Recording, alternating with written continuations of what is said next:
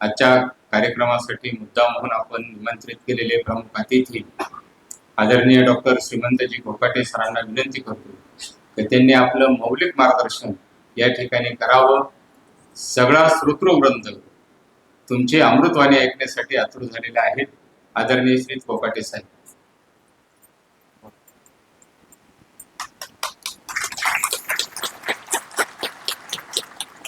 शेकडो वर्षाची गुलामगिरी नष्ट करून रयतेचं स्वराज्य निर्माण करणारे आपण लढू शकतो, आपण जिंकू शकतो आणि आपण उत्तम प्रकारे राज्यकारभार करू शकतो. हातबल झालेल्या भारतीयांच्या मनामध्ये नवचैतन्य निर्माण करणारे आपल्या सगळ्यांचं दैवत छत्रपती शिवाजी महाराज आणि सहकाराचं संस्कृतीकरण आणि सहकार सुद्धा उत्तम क्षेत्र आहे. आणि जोडून या धन उत्तम व्यवहारी उदासी विचार वेचकरी हा संदेश देऊ सहकारातलं साधुत्व, सहकारातलं संतत्व ज्यांनी आयुष्यभर जपलं ते माधवराव पाटील तथा आप्पासाहेब यांच्या चरणी देखील विनम्र अभिवादन. सन्माननीय विचारमंच आप्पांच्या स्मृतिदिनानिमित्तानं आणि जनलक्ष्मी बँकेच्या सुवर्ण महोत्सव वर्षानिमित्तानं जमलेले आपण सगळेजण नाशिकवासीय, या संस्थेचे पदाधिकारी, संचालक, आप्तस्वकीय, नातेवाईक, पंचक्रोश आणि जिल्ह्यातून आलेले सगळे मान्यवर, विशेषतः आपल्या मराठा विद्या प्रसारक संस्था जी केवळ नाशिकपुरती नव्हे तर महाराष्ट्रातील एक ख्यातनाम संस्था आहे. या संस्थेचे सेक्रेटरी माननीय ॲडव्होकेट नितीनजी ठाकरे साहेब, संस्थेचे पदाधिकारी माननीय क्षीरसागर साहेब आणि ज्यांनी अत्यंत ओघवत, अभ्यासपूर्ण आणि अनुभव संपन्न असे विचार या ठिकाणी मांडले ते आप्पाचे सहकारी जयंतभाई जानी. या कार्यक्रमासाठी वेळात वेळ काढून उपस्थित असणारे विशेषतः भारतीय जनता पक्षाचे जिल्हाध्यक्ष माननीय सुनील भाऊ केदार, संस्थेचे संचालक, संस्थेचे चेअरमन माननीय भालचंद्रजी पाटील, व्हाईस चेअरमन माननीय समीरजी कांबळे. या कार्यक्रमासाठी ज्यांनी या ठिकाणी मनोगत व्यक्त केलं ते माननीय प्राध्यापक पिंगळे सर, माननीय प्राध्यापक अशोक सोनवणे सर. भावानं आणि भगिनीनो, माननीय आप्पा तथा माधवरावजी पाटील यांचं जीवन अत्यंत संघर्षमय आणि तितकंच विधायक. एक व्यक्ती एका आयुष्यामध्ये कित्येक क्षेत्रामध्ये काम करू शकतो याचं मूर्तिमंत उदाहरण म्हणजे आप्पा आहे.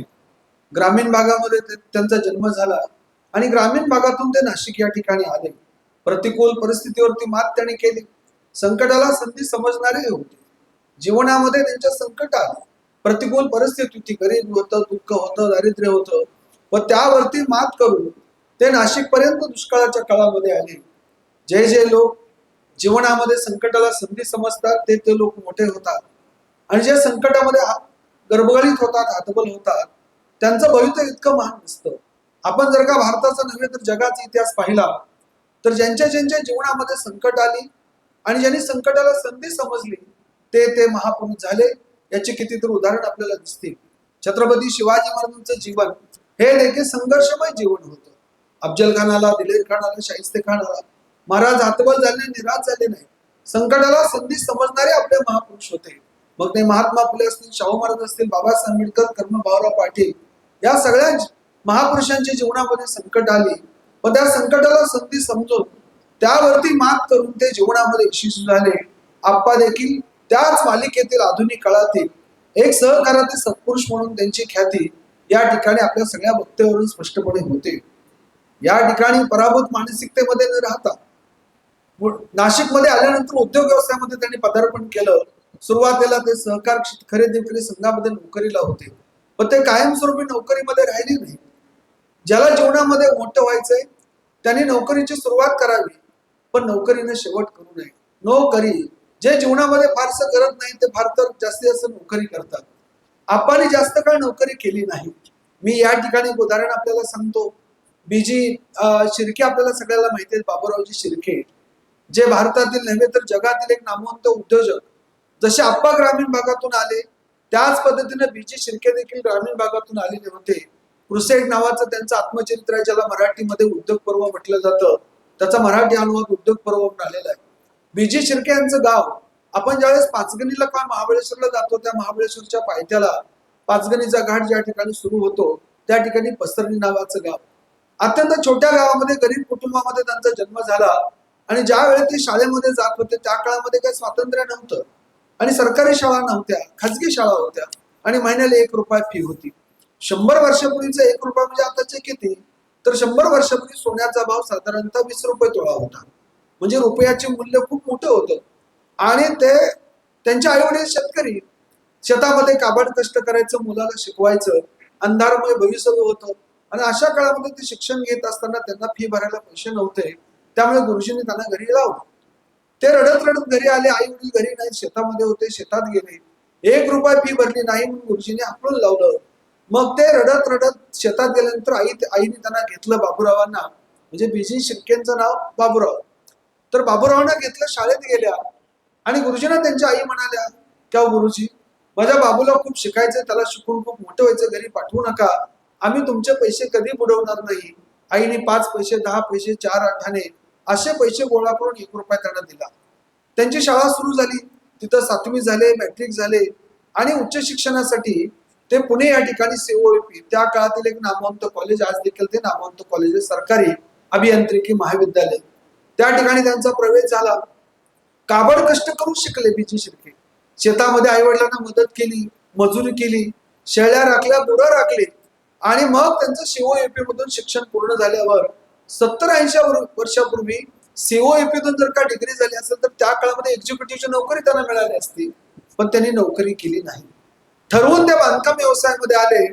आणि ते छोट्या छोट्या इमारतीपासून पुढे आपल्या पुण्याचं शिवछत्रपती क्रीडा संकुल त्यांनी बांधलं. कर्नाटकचे विधानसभेचं हाऊस त्यांनी बांधलं. आणि एक नॅशनल हायवे त्यांनी बांधले. बीजी शिर्के किती मोठे आहेत ते दुबईला मी कार्यक्रमाच्या निमित्ताने गेल्यानंतर मला समजलं. दुबईच्या राजाचा पॅलेस बीजी शिर्के यांनी बांधलेला आहे. ओमानच्या राजाचा पॅलेस बीजी शिर्के यांनी बांधलेला आहे. सौदी अरेबियातले अनेक महाल बीजी शिर्के यांनी बांधलेले आहेत. बीजी शिर्के ज्या मुलाला लहान वयामध्ये 1 रुपया फी भरण्यासाठी नव्हती, ज्या शेतात काबाड कष्ट केलं, त्या शेतात बीजी शिर्के स्वतःचं विमान घेऊन गेले, स्वतःचे हेलिकॉप्टर घेऊन गेले. केवळ 1 हेलिकॉप्टर नव्हे तर 2 हेलिकॉप्टर त्यांनी घेतली आणि स्वतःच्या शेतात हेलिकॉप्टरने गेले. हा कर्तृत्वाचा विजय, हा संघर्षाचा विजय. आणि म्हणून माधवराव पाटील तथा आप्पासाहेब हे देखील संघर्ष करत, कर्म करत, कष्ट करत, कर्मयोग हा त्यांच्या जीवनातील अत्यंत महत्वाचा भाग आहे. असं काबाड कष्ट करेल इथपर्यंत आले.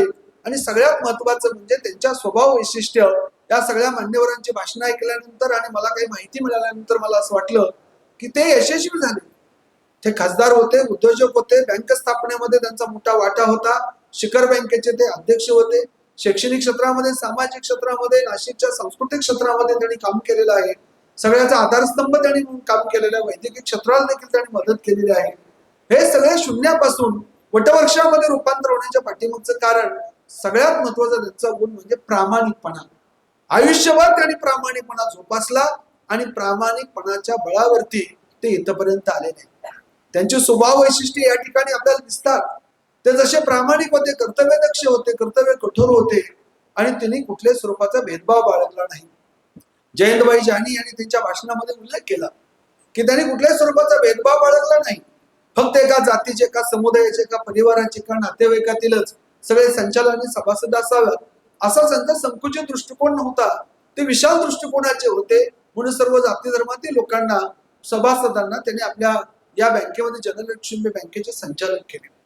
म्हणजे त्यांचा दृष्टिकोन दीर्घ आहे. आणि आजच्या काळामध्ये अशा विशाल दृष्टिकोनाच्या लोकनेत्याची, समाजधुरीणांची किंवा अभ्यासकांची, कर्तृत्वान व्यक्तीची, लोकनेत्याची गरज आहे.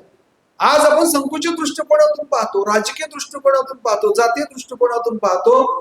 त्यांचा मोठेपणा कशात आहे तर सुनील भाऊ केदार यांनी या ठिकाणी सांगितलं की त्यांचा प्रवास म्हणजे बँकेचे कर्मचारी, ते का राजकीय पक्षाचे जिल्हाध्यक्ष आणि बँकिंग क्षेत्रामध्ये त्यांनी केलेली घोडदौड, या पाठीमागे देखील आप्पा त्यांच्या जीवनाचे आधारस्तंभ होते. अत्यंत मोठ्या मनाने सुनील भाऊ केदार यांनी आप्पांच्या कर्तृत्वाचा आलेख आपल्यापुढे मांडला. विशाल दृष्टिकोन त्यांच्याकडे होता. संकुचित दृष्टिकोन त्यांनी कधी बाळगला नाही. हा या जातीचा, तो त्या धर्माचा, हा या पंथाचा, हा या काँग्रेसचा, भाजपचा, शिवसेनेचा, राष्ट्रवादीचा, मनसेचा असा संकुचित दृष्टिकोन त्यांनी कधी बाळगला नाही. आपले राजकीय विरोधक हे आपले दुश्मन नसतात. राजकीय विरोधक हे आपले शत्रू नसतात. ते आपले विरोधक असतात. आणि लोकशाहीमध्ये विरोधक असले पाहिजेत, पण आपला राजकीय विरोधक हा आपला दुश्मन नसतो किंवा शत्रू नसतो. इतकी राजकीय परिपक्वता आप्पांच्या ठायी होती. आप्पांचा दृष्टिकोन जसा विशाल होता, कर्तृत्व त्यांचं महान आहे आणि पैसा किती महत्वाचा असतो जीवनामध्ये त्यांनी ओळखलं आणि म्हणून जनलक्ष्मी बँकेची त्यांनी स्थापना केली. आपल्याकडे पाहतो आज महाराष्ट्रामध्ये आणि देशामध्ये अनेक पतसंस्था, सहकारी बँका उद्भवत झालेल्या आहेत. शेड्यूल बँका, स्टेट बँका उद्भवत झालेल्या आहेत. ठेवी मिळत नाहीत लोकांची अशी परिस्थिती आहे. मी महाराष्ट्रामध्ये फिरतो, अनेक ठेवीदारांचे ठेवी बुडालेले आहेत, कर्ज वसुली होत नाही. अशा पार्श्वभूमीवरती उत्तम प्रकारे बँक कशी चालवावी याचं मूर्तिमंत दीपस्तंभासारखं उदाहरण म्हणजे आप्पांचं कर्तृत्व आहे. म्हणजे बँक लोकांची बँक आहे, लोकांच्या उद्धारासाठी, लोकांच्या कल्याणासाठी त्यांनी बँकेची स्थापना केली. जोडोन या धन उत्तम व्यवहारे उदासे विचारे वेच करी. संत तुकाराम महाराज नेहमी म्हणायचे, पैसा कमवा, दारिद्र्याचं उदात्तीकरण तुकारामांनी कधी केलं नाही. बुद्ध आणि महावीरांनी दारिद्र्याचं उदात्तीकरण कधी केलं नाही. फुले म्हणाले तुम्ही श्रीमंत व्हा. त्यांनी शेतकऱ्यांचा असूड नावाचा ग्रंथ लिहिलाय महात्मा ज्योतिराव फुलेंनी. ज्योतिबांची भाषणे नावाचं पुस्तक आहे सावित्रीबाई फुलेंनी लिहिलेले, की शेतकऱ्यांनी श्रीमंत झालं पाहिजे, कष्टकऱ्यांनी श्रीमंत झालं पाहिजे, आपण पैसा कमवला पाहिजे. संत तुकाराम महाराजांचं चरित्र आपल्या पुढे जे मांडलंय, ते भिके कंगाल होते, त्यांचं दिवाळ निघालं होतं, ते प्रचंड गरीब होते, खोटं आहे.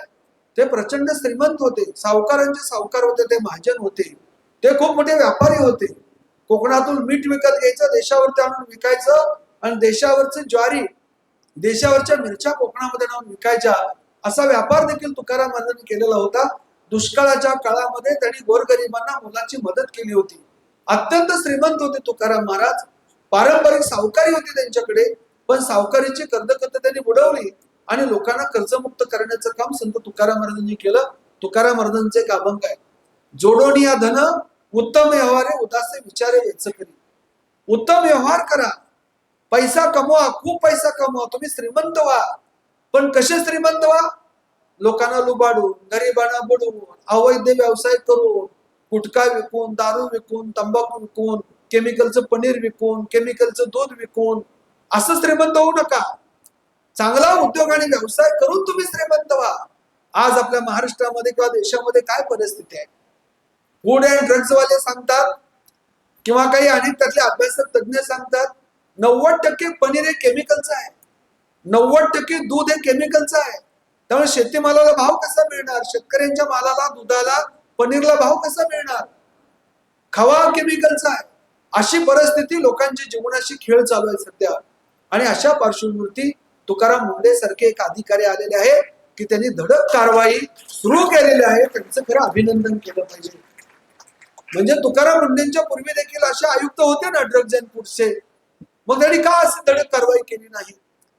म्हणजे पैसा कमवला पाहिजे, पण चांगल्या मार्गाने पैसा कमवला पाहिजे. म्हणून माननीय माधवरावजी पाटील तथा आप्पा हे सहकारातील संत होते, ते उद्योग क्षेत्रातील संत होते. मोठ्या माणसाचं मोठेपण कशात असतं? मोठी माणसं सभोवताच्या लोकांना मोठी करतात, ती स्वतः एकटी कधी मोठं होत नसतात. छत्रपती शिवाजी महाराज का महान आहेत? शिवाजीराजेंनी शौर्य गाजवलं, पराक्रम गाजवला, अशक्य कार्य त्यांनी शक्य केलं. शिवाजी महाराज महानच आहेत, पण त्यांनी आपल्या सभोवताच्या लोकांना मोठं केलं, आपल्या सहकार्यांना मोठं केलं. शिवाजीराजांचा इतिहास म्हटलं की आपण अनेक महापुरुषांच्या एका दमामध्ये नावं घेतो. शिवाजीराजेंचे सहकार्यांवरती सुद्धा चित्रपट आले आणि ते गाजले. तानाजी चित्रपट असेल, गाजला का नाही? म्हणजे येसाजी कंक, वीरबाजी पासलकर, कान्होजी जेले, कान्होजी कोंडाळकर, हैबतराव शिरुमकर, नेताजी पालकर, प्रतापराव गुजर, हम्मीराव मोहिते, जिवाजी माले, शिवाजी काशीद, मुरारबाजी देशपांडे, बाजीप्रभू देशपांडे, जानोजी वाघमारे, बळवंतराव देवकाते, असे अनेक मावळे, अनेक सहकारी की जे शिवाजी महाराजांनी जसं शौर्य गाजवलं, पराक्रम गाजवला आणि त्याच पद्धतीने शिवाजीराजेंच्या पाठीशी खंबीरपणे उभे राहून त्यांनी अलौकिक असामान्य कार्य केलं. व शिवाजी महाराज महान आहेत कारण त्यांनी लोककल्याणकारी, सर्वांचा आदर आणि सन्मान करणारे स्वराज्य निर्माण केलं. तसेच आपल्या सहकार्यांना देखील मोठं केलं, त्यांचे सहकारी देखील. म्हणून मोठ्या माणसाचं मोठेपण यामध्ये आहे की ते आपल्या सहकार्याने सुद्धा मोठं करतात. म्हणून आप्पासाहेब का मोठे आहेत? तर त्यांनी त्यांच्या सोबतचे जे लोक आहेत, जयंतबाई जानी, आप्पांनी अशा गुणवान लोक, कर्तृत्वान लोक यांना एकत्र करून आपल्या सगळ्यांना संघटित करून त्यांनी एक बँकिंग क्षेत्रामध्ये, सहकार क्षेत्रामध्ये मोलाचं योगदान दिलेलं आहे. आणि म्हणून ते स्वतः उद्योजक, आप्पा उद्योजक. म्हणजे गवत विक्रीपासून सिमेंट विक्री, खत, बी बियाणं, शेती उपयोगी अशा अनेक वस्तू आणि लोककल्याणकारी मालाची विक्री करून ते उद्योग व्यवसाय उभा केला.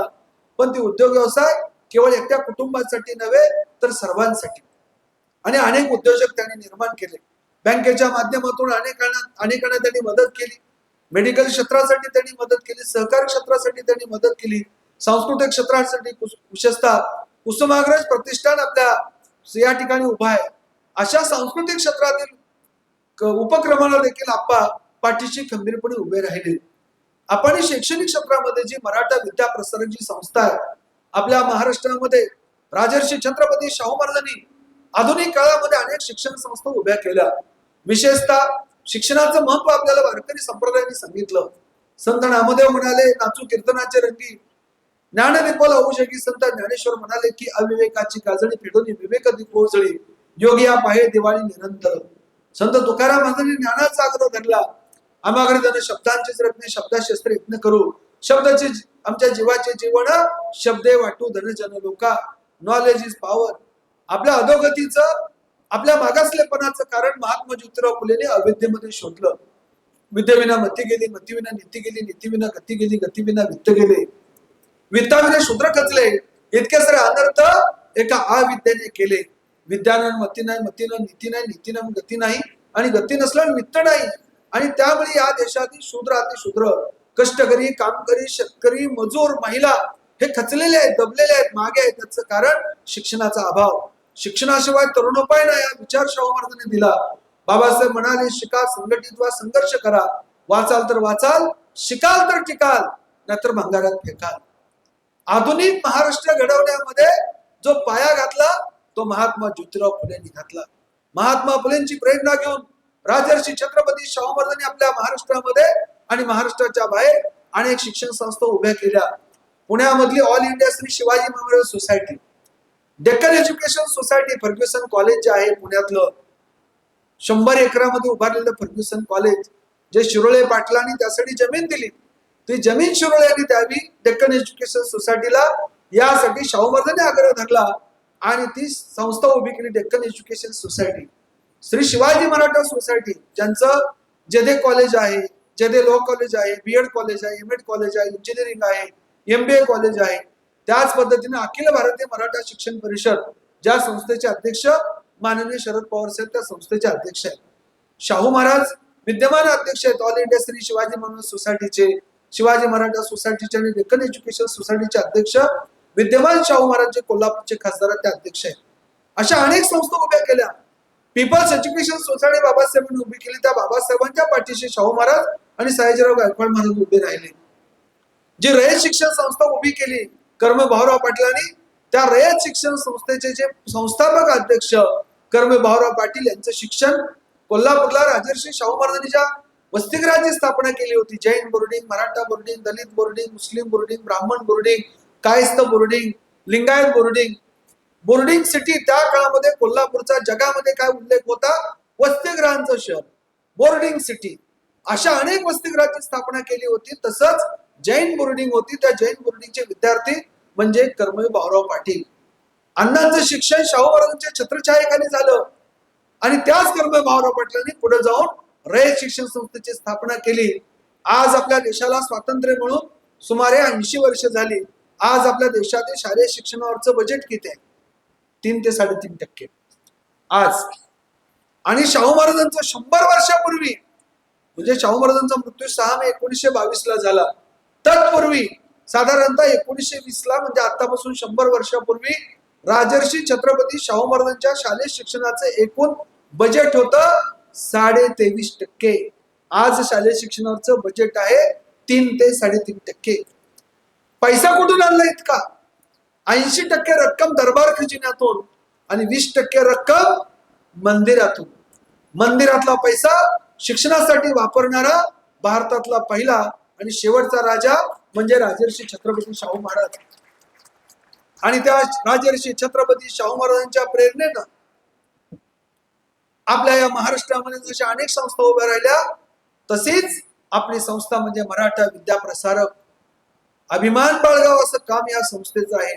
ही संस्था आपल्या सावित्रीबाई फुले पुणे विद्यापीठाच्या अंतर्गत येते. Doctor Suryavanshi sir, Prashant Suryavanshi sir आपल्या संस्थेचे प्राचार्य मला सांगत होते की आपल्या सावित्रीबाई फुले पुणे विद्यापीठाचं एकूण बजेट सुमारे 700 कोटी आहे. आणि ऍडव्होकेट नितीन ठाकरे साहेबांच्या संस्थेचं म्हणजे मराठा विद्याप्रसारक संस्थेचं बजेट सुमारे 1150 कोटी आहे. म्हणजे सावित्रीबाई फुले पुणे विद्यापीठाचे सुमारे दुप्पट इतकं बजेट, इतका विश्वास या संस्थेवरती लोक का टाकतात? दर्जेदार शिक्षण, लोक कल्याणकारी शिक्षण, सर्वांसाठी शिक्षण ही संस्था उभी करण्यासाठी वाघ आहेत, भोसले साहेब होते, गणपतदादा मोरे होते, ठाकरे साहेबांचे पूर्वज होते. आपल्या सगळ्यांच्या पूर्वजांनी ही संस्था उभी करण्यासाठी मोलाचे योगदान दिलेलं आहे. आणि तसंच ही संस्था उभी राहावी यासाठी राजर्षी छत्रपती शाहू महाराजांची प्रेरणा होती. पण या संस्थेमध्ये जसा या सगळ्यांच्या पदाधिकाऱ्यांच्या वाडवडिलांचा मोठा वाटा आहे, तसाच मोठा वाटा माधवराव पाटील तथा आप्पासाहेबांचा सुद्धा आहे. आपलं मेडिकल कॉलेज महाराष्ट्रातील एक नामवंत मेडिकल कॉलेज आहे. आपल्या मेडिकल कॉलेजचे विद्यार्थी केवळ महाराष्ट्रातच नव्हे तर भारतात, परदेशात देखील, अगदी लंडनमध्ये, अमेरिकेमध्ये, युरोपमध्ये, अनेक राष्ट्रांमध्ये आपल्या मेडिकल कॉलेजचे विद्यार्थी आहेत. आपल्या इंजिनिअरिंग कॉलेजचे विद्यार्थी देश विदेशामध्ये आहेत. तर आपलं मेडिकल कॉलेज उभं करण्यासाठी आणि ते बांधकाम करण्यासाठी सर्वतोपरी मदत त्या काळामध्ये आप्पांनी केलेली होती. माधवराव पाटलांनी मदत केली. त्यांच्या मदतीवर त्या काळामध्ये, प्रतिकूल काळामध्ये त्यांनी जी मदत केली त्यावरती आपल्या संस्थेचं महाविद्यालय उभं आहे, आपलं इंजिनिअरिंग कॉलेज उभं आहे. म्हणजे आपण शिक्षणासाठी मदत केली पाहिजे, शाळेसाठी मदत केली पाहिजे. आपल्याकडे पैसा आला तर आपण देणगी शाळेला द्या, शिक्षण संस्थेला देणगी द्या. शाळा उभारली तर इथल्या कष्टकरी, श्रमकरी शेतकऱ्यांच्या मुलाचं कल्याण होतं.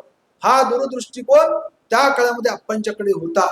म्हणजे आप्पांनी केवळ बँकिंग क्षेत्रामध्ये, आर्थिक क्षेत्रातच नव्हे तर शैक्षणिक क्षेत्रामध्ये त्यांनी काम केलं, सामाजिक क्षेत्रामध्ये त्यांनी काम केलं.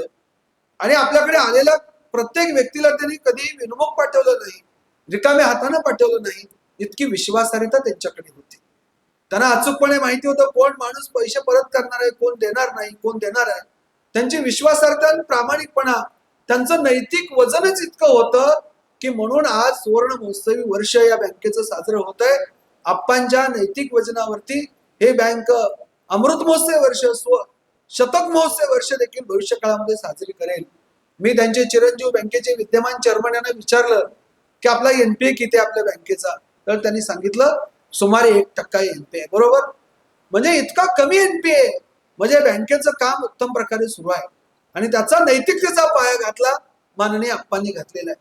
ते खासदार होते, लोकप्रिय खासदार होते. आजच्या काळामध्ये आमदार होणं, खासदार होणं खूप कठीण झालेलं आहे. भयानक परिस्थिती आपण महाराष्ट्रामध्ये आणि देशभरामध्ये पाहतो. मी काय कुठल्या एका पक्षावरती बोलत नाही, याला कुठलाही पक्ष अपवाद नाही. म्हणजे खासदार व्हायचं असेल तर 100 कोटी, विधानसभेला, विधान परिषद निवडून यायचं असेल तर सुमारे 50 कोटी, जिल्हा परिषदला निवडून यायचं असेल तर सुमारे 2-3 कोटी, महापालिकेला निवडून यायचं असेल तर 4-5 कोटी. अशी परिस्थिती आहे का नाही? एखादा उमेदवार विद्वान आहे, अभ्यासू आहे, प्रामाणिक आहे, कर्तृत्वान आहे, यावरती आजच्या काळामध्ये मतदान होण्याची शक्यता नाही. कर्तृत्वान लोक, विद्वान लोक, अभ्यासू लोक प्रतिनिधी गेले पाहिजेत.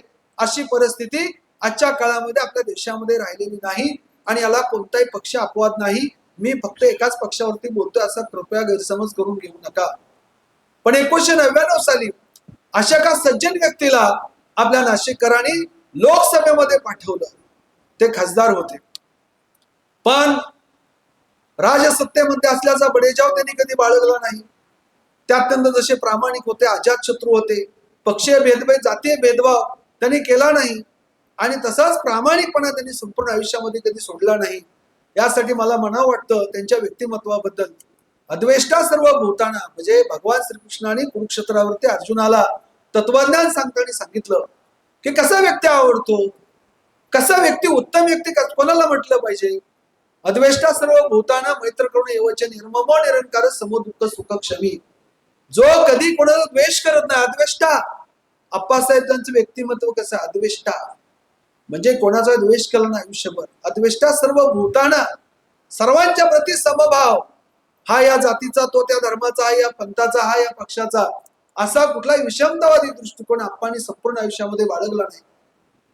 अद्वेष्टा सर्व भूताना मैत्र, सर्वांशी मैत्रीभाव, कारुण्य, गरिबांना मदत, इतरांना मदत, सर्वांना मदत, सगळ्या क्षेत्रातली केली. कारुण्य भाव असावा लागतो.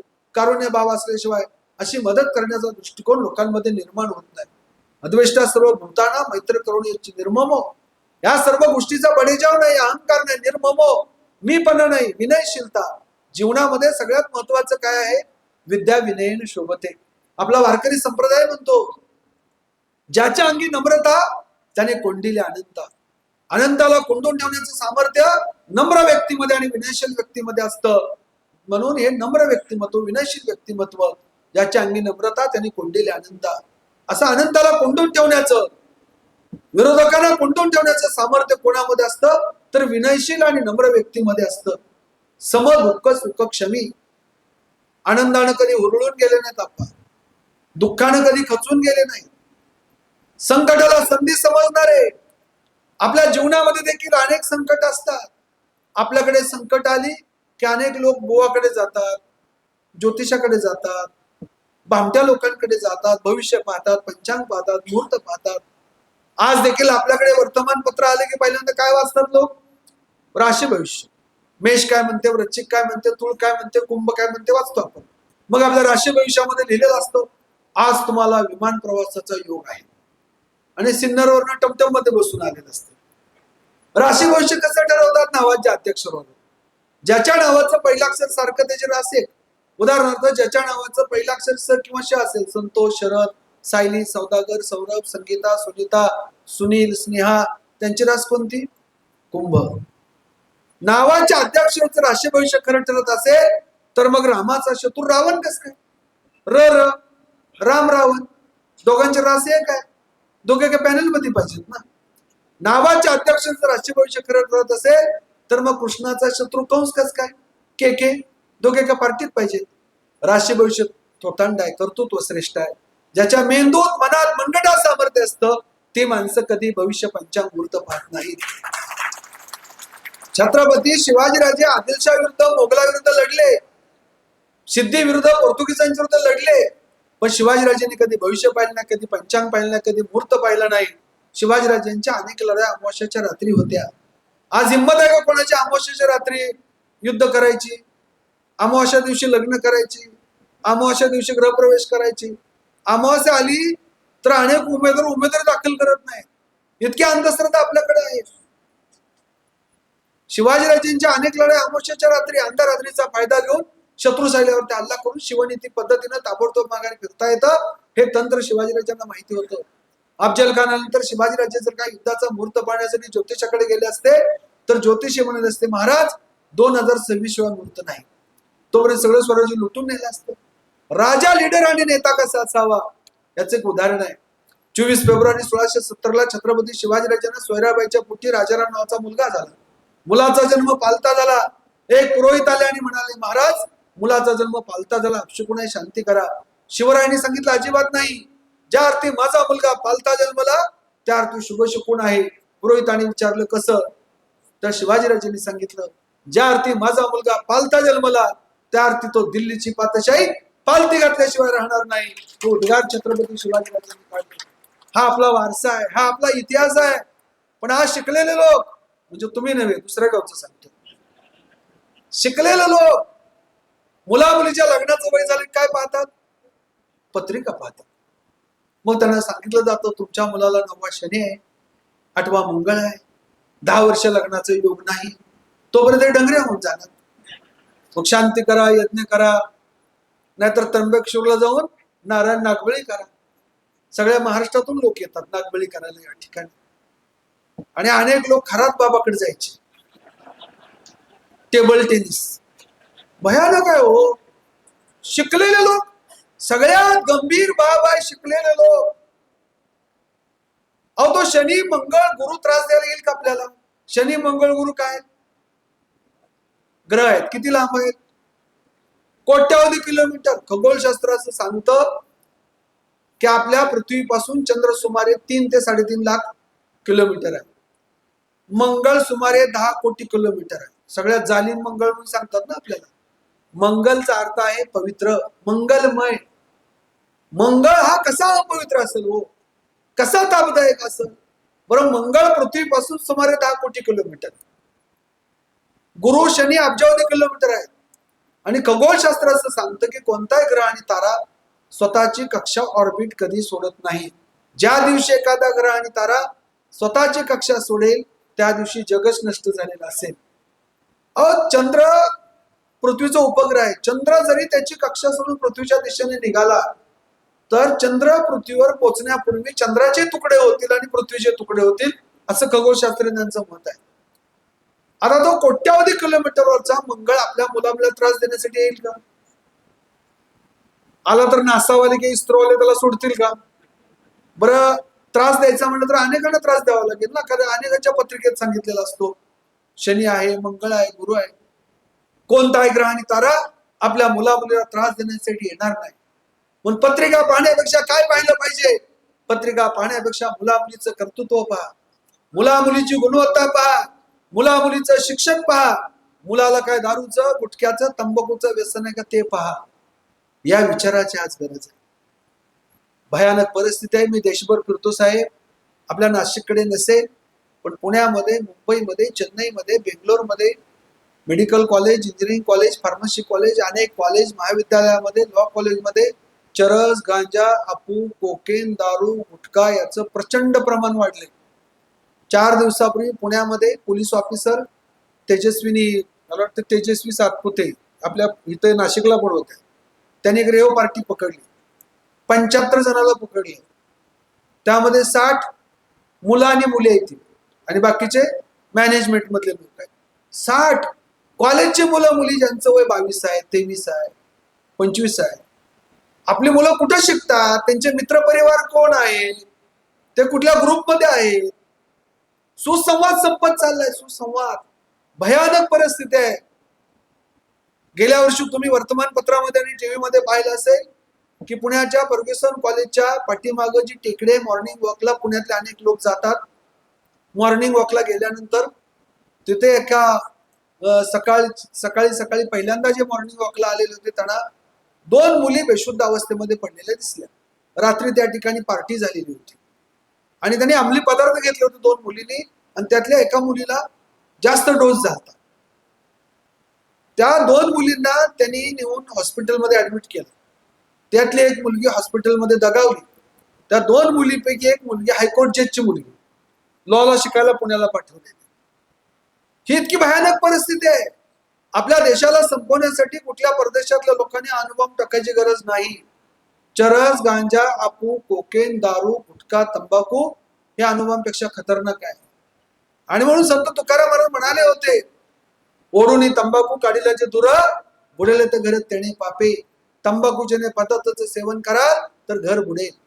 छत्रपती शिवाजीराजे, संभाजीराजे आणि मोगल आदिलशाह निजाम यांना पराभूत का केलं? तर शिवाजीराजेंच्या राज्यामध्ये मद्याला प्रतिष्ठा नव्हती. महाराज जसे निर्व्यसनी होते तसे त्यांचे मावळे निर्व्यसनी होते. राजा निर्व्यसनी, प्रजा निर्व्यसनी. राजा निर्व्यसनी, मावळे निर्व्यसनी. नेता निर्व्यसनी, कार्यकर्ते निर्व्यसनी. नेता जर म्हणाला नवीन ब्रँड आलाय, अर्ध्या तासात कार्यकर्ते आडवे. सुसंवाद संपत चाललाय. नव्या पिढीचा सुसंवाद. आपल्याला आठवत असेल लहानपणी आपण जरा इष्टीने प्रवास करायचो, रेल्वेने प्रवास करायचो, आपण सहकार्याची चर्चा करायचो. तुमचं गाव कुठलं, पीक पाणी कसं आहे, तुमच्या शेतामध्ये काय पिकतं, तुमची मुलं काय करतात, अशी चर्चा व्हायची. पहा, स्टँडवरती, स्टेशनवरती, रेल्वेमध्ये, एसटी मध्ये. आज आता तुम्ही पहा, स्टँडवरती जावा, स्टेशनवरती, विमानतळावरती, कुठे सार्वजनिक ठिकाणी जावा, प्रत्येकाच्या हातात मोबाईल. शेजारी आलेला माणूस कधी उठेल अशी मानसिकता आहे सगळ्यांची. म्हणजे मोबाईलमुळे जग जवळ आलं. ट्विटरवरून, मोबाईलच्या फेसबुकवरून, व्हॉट्सअपवरून तुम्ही जगाशी संवाद करू शकता. जग जवळ आलं, पण जवळचे लोक दूर गेले.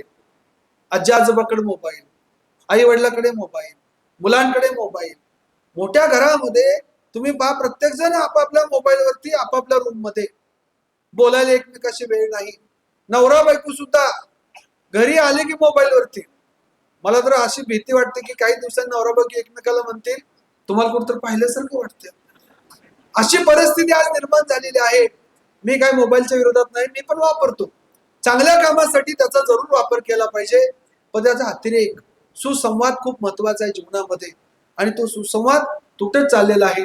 माधवराव पाटलांनी तथा आप्पासाहेबांनी सुसंवाद केला.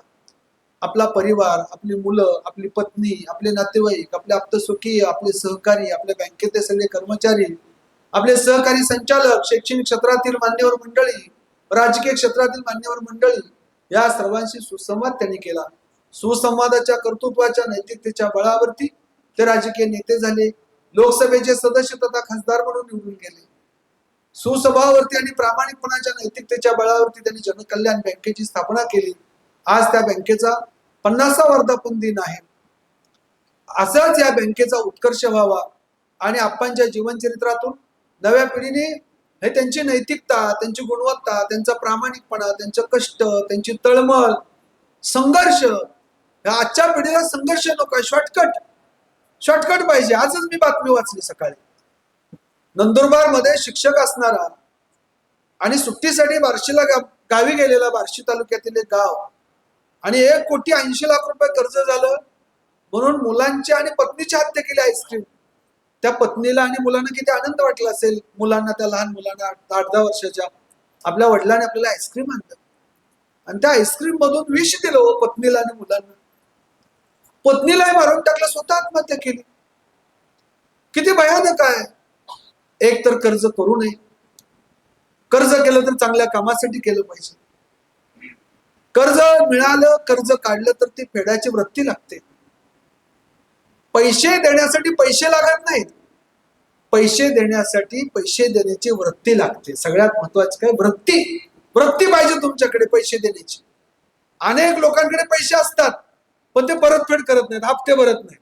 अनेक लोक असतात, हप्तेच भरायचे नाहीत, बिल भरायचं नाही, लाईट बिल भरायचं नाही, कर्जाचे हप्ते भरायचे नाही, कधी तर कर्जमाफी येईल.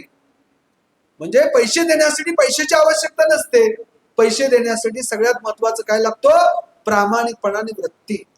आणि आप्पांनी काय जोपासला, प्रामाणिकपणा आणि सदवृत्ती त्यांनी संपूर्ण आयुष्यामध्ये जोपासली. अशी माणसं आजच्या काळामध्ये अत्यंत कमी प्रमाण होत चाललेलं आहे.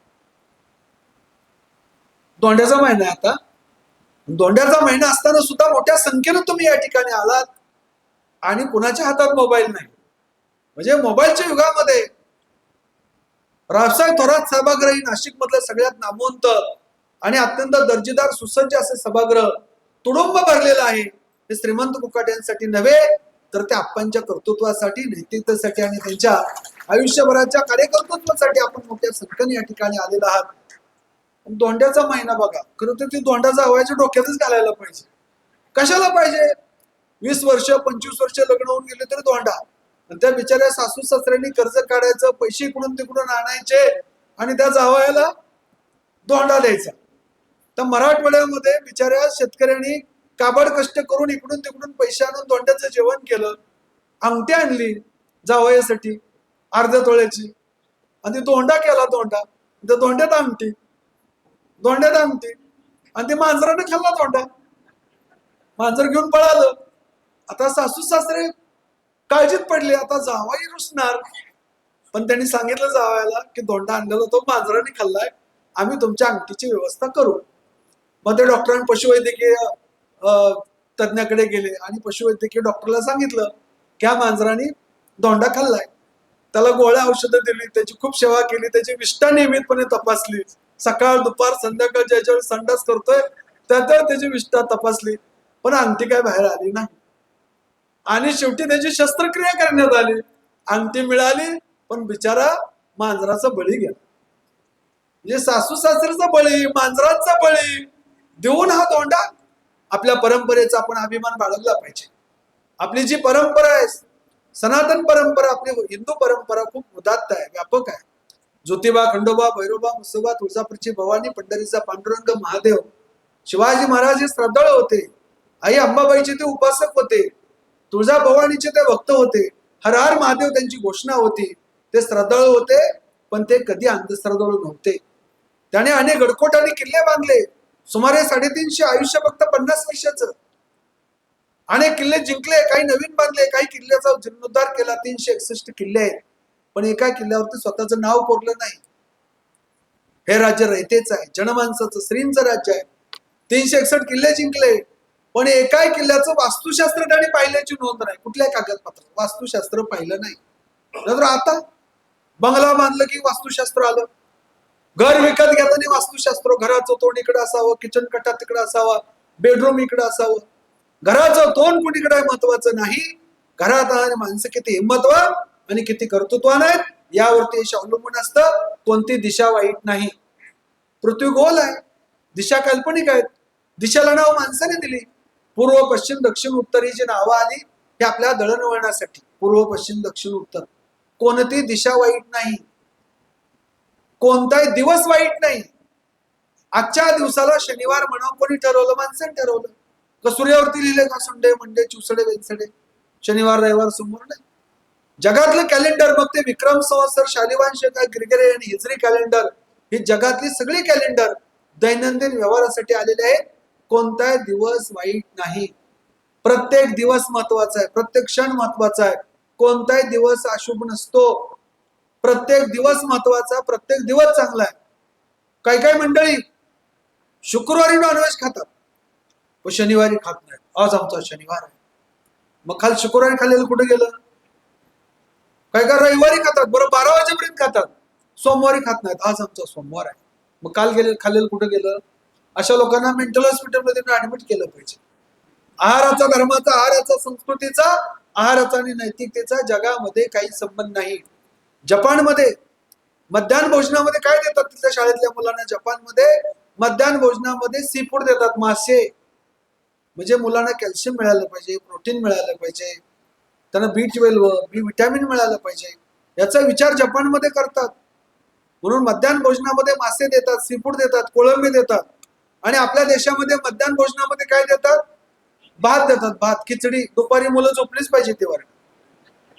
अहो, अंड सुरू केलं भारत सरकारने, अंडी. बरं, ते काही कंपल्सरी नव्हतं, सक्तीचं नाही. ज्याला अंड खायचं नाही त्यांच्यासाठी केळी होती, सुकडी होती. पण जेव्हा भारत सरकारने अंड सुरू केलं तेव्हा आपल्या देशात मोर्चे निघाले. हो, अंड्याला बंदी घातली पाहिजे, अंड नको. आता त्या दिवशी टीव्हीवरती चर्चा होती, मी त्या डिबेटमध्ये होतो. मी विचारलं, जे प्रतिस्पर्धी होते अंड्याला विरोध करणारे, मी त्यांना विचारलं, अंड्यामध्ये काय गांजा आहे का, गुटखा आहे का, तंबाखू, चरस असं काय आहे का, आपू, कोकेन? म्हणजे अंड्यामध्ये काय वाईट आहे सांगा म्हणलं. डॉक्टरांना विचारा, कुठल्या डॉक्टरांना, अंड्यामध्ये अमुक अमका घटक वाईट आहे.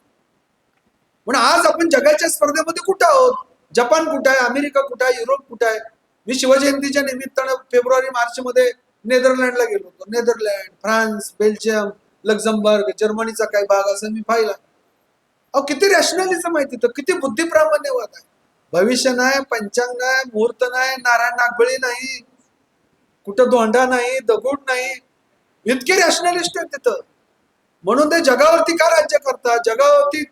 जगामध्ये त्यांनी काय, म्हणजे इंग्रज, डच, फ्रेंच, पोर्तुगाल अर्ध्या जगावर राज्य केलं. इंग्लंड हा महाराष्ट्र एवढाच, महाराष्ट्राचा थोडा मोठा. त्या इंग्रजांचं अर्ध्या जगावर राज्य होतं, अमेरिकेवर राज्य. आपल्या भारताचं आफ्रिकेतल्या काही देशावरती राज्य, रशियामधल्या काही देशावरती राज्य, छोटे छोटे असणारे डच, फ्रेंच. तो नेदरलँड तर किती छोटा आहे, केरळ एवढा. हो, नेदरलँड केरळ एवढा. नेदरलँडची लोकसंख्या आहे 1.25 कोटी, फक्त 1.25 कोटी लोकसंख्या आहे. तो नेदरलँड म्हणजे डचांचा देश. त्यांनी जगातल्या अनेक देशावरती राज्य केलं. कशाच्या बळावरती? बुद्धी प्रामाण्यवाद, वैज्ञानिक दृष्टिकोन, रॅशनॅलिझम ज्याला म्हणतात, त्यावरती त्यांनी राज्य केलं. समुद्र ओलांडून आले. आपल्याला काय सांगितलं होतं 100 वर्षापूर्वी? म्हणजे 100 वर्षापूर्वी लोकमान्य टिळक इंग्लंडहून परत आले तर त्यांना प्रायश्चित्त घ्यावं लागलं, तुम्ही समुद्र ओलांडला म्हणून. ते प्रायश्चित्त काय होते मी सांगणार नाही आता. प्रायश्चित्त घ्यावं लागलं, तुम्ही समुद्र ओलांडला. कारण 100 वर्षापूर्वी आपल्या देशामध्ये अशी धारणा होती की समुद्र उल्लंघन करणे पाप आहे. समुद्र ओलांडला तर वंश संपतो, धर्म बुडतो. आता डच, फ्रेंच, इंग्रज, पोर्तुगीजांनी समुद्र ओलांडून जगात गेले. काय त्यांचं नुकसान झालं? काय त्यांच्याकडे पिवळं कार्ड आहे का? दारिद्र्यरेषेची यादी ती सगळी, खूप वाईट परिस्थिती आहे. रेशनचा माल खाते ती आहे का? ते इंग्लंडमध्ये किंवा फ्रान्समध्ये, जर्मनीमध्ये अशी परिस्थिती नाही. समुद्र ओलांडून जगावरती राज्य केलं. आपल्या डोक्यात घातलं समुद्र उल्लंघन करणे पाप आहे. छत्रपती शिवाजीराजांनी समुद्र ओलांडला, अनेक सागरी किल्ले बांधले. बेसरूवरती स्वारी, जे कर्नाटकामध्ये बसरूर आहे त्यावरती स्वारी शिवाजीराजांनी समुद्रमार्गे केली. आणि आरमार दलाची उभारणी केली. ज्याची समुद्रावरती सत्ता त्याची देशावरती सत्ता. जगातला त्या काळातला 90% व्यापार आणि दळणवळण समुद्रमार्गे चालायचं. आज देखील जगातला 70-80% व्यापार हा समुद्रमार्गे होतो. ट्रेडिंग आणि वाहतूक समुद्रमार्गे होती. ज्याची समुद्रावरती सत्ता त्याची देशावरती सत्ता, असं शिवाजीराजेंचं सूत्र होतं. म्हणून आरमार दलाची उभारणी केली. आपल्या देशाला सर्वाधिक धोका समुद्रमार्गे ओळखणारा मध्ययुगातला पहिला राजा म्हणजे छत्रपती शिवाजी महाराज आहेत. आरमार दलाची त्यांनी उभारणी केली. बुद्धी, प्रामाण्यवाद, वैज्ञानिक दृष्टिकोन होता. म्हणून छत्रपती शिवाजीराजे यशस्वी झाले. 1000 वर्ष भारतीय मार खात आहेत. 7व्या शतकापासून ते 17व्या शतकापर्यंत. म्हणजे महाराणा प्रताप आणि पृथ्वीराज चव्हाण वजा केले 2, तर 1000 वर्ष भारतीय मार खात आहेत. अल्लाउद्दीन खिलजी आला, गझनीचा मोहम्मद आला, मोहम्मद तुगलक आला, कुतुबुद्दीन ऐबक आला, बाबर आला, जहांगीर आला, अकबर, औरंगजेब, शहाजहान. 1000 वर्ष भारतीय मार खात आहेत. 1000 वर्ष. या 1000 वर्षामध्ये पहिला राजा आहे ज्या शत्रूच्या तंबूत घुसून त्यांना धडा शिकवणारा. त्या राजाचं नाव आहे छत्रपती शिवाजी महाराज. असा राजा जगाच्या इतिहासात झाला नाही. काही मंडळी शिवाजीराजेंची तुलना नेपोलियन सिकंदराशी करतात. नेपोलियन सिकंदर पराक्रमी होते, पण छत्रपती शिवाजीराजेंच्या ठाई असणारी नैतिकता नेपोलियन सिकंदराकडे नव्हती. त्यामुळे शिवाजीराजेंची तुलना जगामध्ये कोणाशी होऊ शकत नाही. शिवाजीराजेंची तुलना जगामध्ये फक्त एकाच महापुरुषाशी होऊ शकते. त्या महापुरुषाचं नाव आहे छत्रपती शिवाजी महाराज. शिवरायांशी तुलना करावी असं अद्वितीय असामान्य व्यक्तिमत्व म्हणजे छत्रपती शिवाजी महाराज. छत्रपती शिवाजीराजेंनी आपला देश वाचवला. संस्कृती, भाषा, परंपरा, महिलांचं संरक्षण, शेतकऱ्यांचं कल्याण. शेतकऱ्यांच्या भाजीच्या देठाला देखील हात लावू नका. शेतकऱ्यांच्या गवताच्या काळीची देखील अभिलाषा बाळगू नका. असं राजकारण केलं शिवाजीराजेंनी. आज आपल्या देशाची परिस्थिती काय? शेतकऱ्यांच्या गवताची काळजी सुद्धा ठेवू नका, भ्यायला पाहिजे शेतकरी, अशी परिस्थिती. शेतकऱ्यांच्या पाठीशी उभे राहिले खंबीरपणे. लोक कल्याणकर राज्य छत्रपती शिवाजीराजे निर्माण केलं. त्या शिवाजीराजेंचा जन्मोत्सव या देशामध्ये प्रथमतः सुरू केला महात्मा ज्योतिराव फुलेंनी. 1869 रायगडावरती गेले, समाधीचा शोध लावला. पुण्यामध्ये आले आणि पहिली शिवजयंती महात्मा फुलेंनी सुरू केली. ती प्रेरणा घेऊन टिळक वेस्ट बेंगालला गेले, पश्चिम बंगालला. तिथं गुरुनाथ रवींद्रनाथ टागोर यांनी शिवाजी उत्सव नावाचं महाकाव्य लिहिलं आणि तिथं शिवजयंती उत्सव सुरू झाला. नेताजी सुभाषचंद्र बोस यांनी शिवरायांची प्रेरणा घेऊन तिथं आंदोलन उभं केलं. भगतसिंग, लाला लजपत राय यांनी उर्दू मधून शिवचरित्र लिहिलेलं आहे. त्याचा अनेक भाषात अनुवाद झाला. अण्णा दुराई जे तमिळनाडूचे मुख्यमंत्री होते त्यांनी नाटक लिहिले शिवाजी महाराजांवरती, शिवाजी कांडम हिंदू राज्यम. त्या नाटकामध्ये एका कलाकाराने शिवाजीराजेंची भूमिका केली तर त्यांना शिवाजीच नाव मिळालं, शिवाजी गणेशन. त्यांचं मूळ नाव लोक विसरले. ते शिवाजी गणेशन शिवाजी महाराजांची भूमिका करून आपल्या देशाच्या चित्रपट क्षेत्रामध्ये प्रसिद्ध झाले.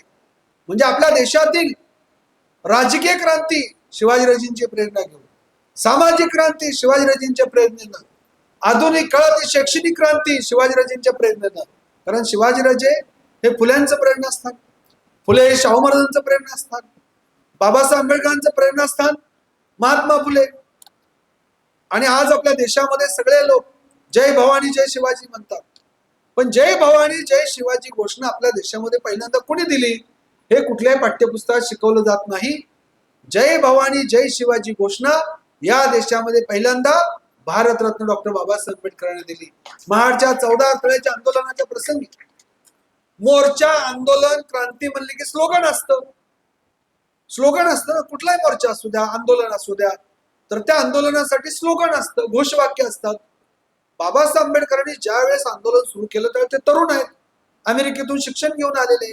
शाहू महाराज सयाजीराव गायकवाडांनी त्यांना मदत केली.